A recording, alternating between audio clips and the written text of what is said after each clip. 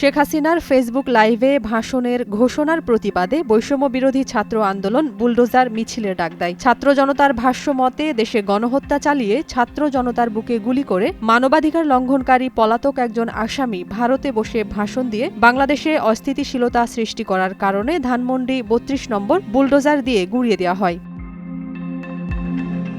৫ই ফেব্রুয়ারি রাত ৮টার পর থেকে বিপুল সংখ্যক মানুষ সেখানে জড়ো হয়। এক পর্যায়ে গেট ভেঙে ভেতরে ঢুকে ভাঙচুর শুরু করে সাধারণ ছাত্র জনতা। ভাঙচুরের পর বিক্ষুব্ধ জনতা সেখানে আগুনও দেয়। তবে ধানমন্ডি ৩২ নম্বরে ভাঙচুর ও অগ্নিসংযোগের ঘটনায় তীব্র নিন্দা জানিয়ে ৬ই ফেব্রুয়ারি মধ্যরাতে একটি বিবৃতি দিয়েছে ভারত সরকার।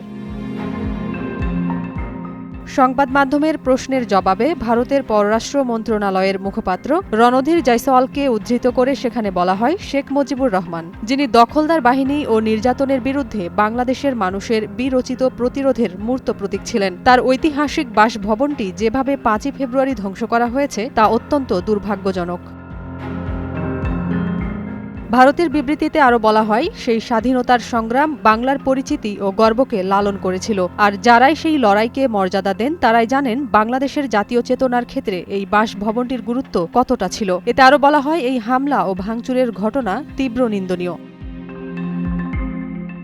তবে ঢাকায় ভারতের ভারপ্রাপ্ত রাষ্ট্রদূতকে তলব করে এর আগে বাংলাদেশ সরকার তাকে যে বার্তা দিয়েছে সে ব্যাপারে দিল্লিতে পররাষ্ট্র মন্ত্রণালয়ের পক্ষ থেকে কোনো মন্তব্য করা হয়নি।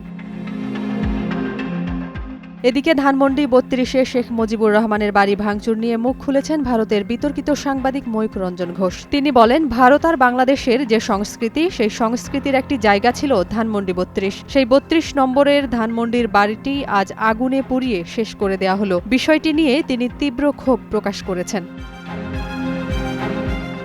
নাজিয়াত রুনা, নয়া দিগন্ত।